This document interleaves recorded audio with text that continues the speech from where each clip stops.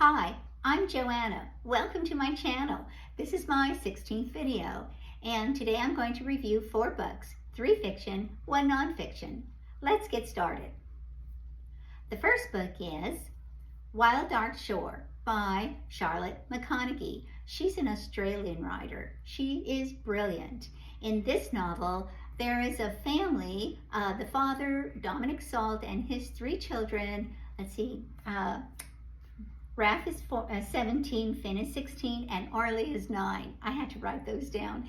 And they live on a remote island in Antarctica.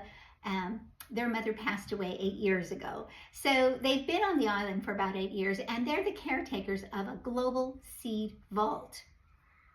However, the island is becoming uninhabitable because the sea levels continue to rise. So they're pretty much getting ready to leave the island. Then there's a shipwreck out there, and a woman washes up on shore, and she is embraced by this family, but she comes with secrets, and the family is holding secrets of their own, and so there's a bit of a mystery going on. So the woman's name is Rowan, and Rowan has a huge impact eventually with each family member. And I really did appreciate the way the author developed this character. She's feminine, but she's very capable of maintenance, of house building, etc. In fact, the author develops each character so well, I found myself attached to all of them. There are so many twists and turns in this novel, it kept me at the edge of my seat. Also, the author educates us on the plant life, the sea creatures in the ocean, and the wildlife on the island. So that's an extra bonus. Charlotte McConaghy is a brilliant writer. I enjoy her writing style. And I did listen to this book on audio, which I do recommend. The narrators were great. They enhanced the story in a very pleasant way. I give this book 5 stars, hands down. Book number 2, The Griffin Sisters by Jennifer Weiner. Jennifer Weiner is an American author, and I recommend any book this writer writes. She's so much fun, and her writing has such depth. I'm a big fan. In this particular novel, it's about sisterhood. There are 2 sisters that are the antithesis of each other. They could not be more different. Zoe is beautiful and normal, and Cassie is reticent and introvert, but she is a beautiful singer. And so the sisters, they form a band together, they go on the road together, and they break up.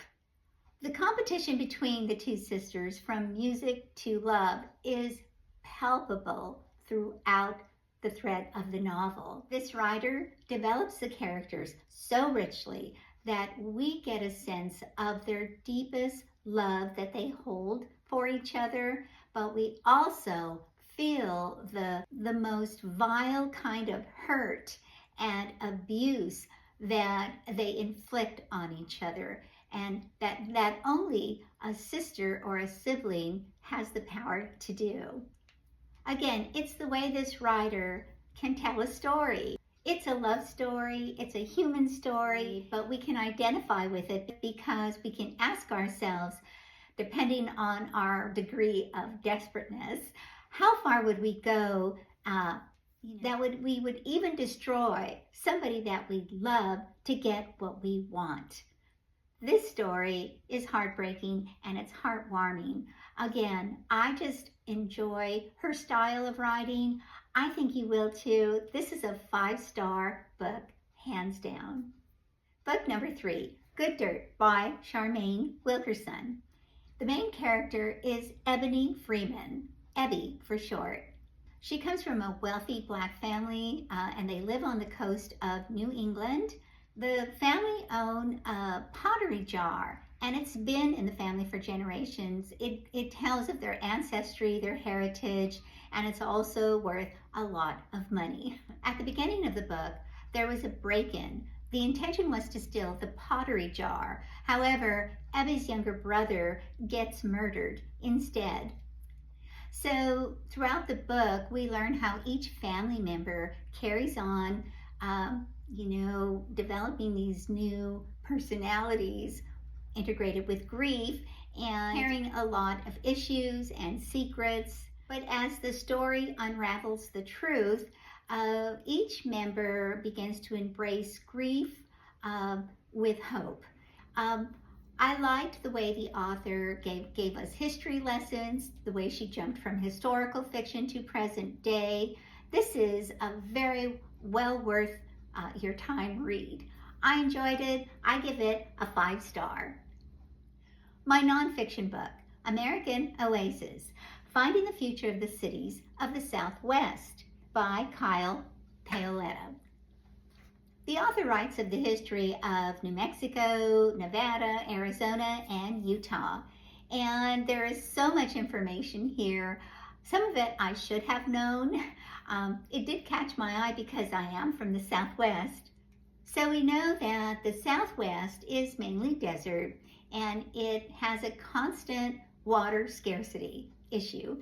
And one thing I learned is that in 1911, in order to live in the desert in the Southwest, President Roosevelt began the reclamation to save the rainwater, building dams and irrigation.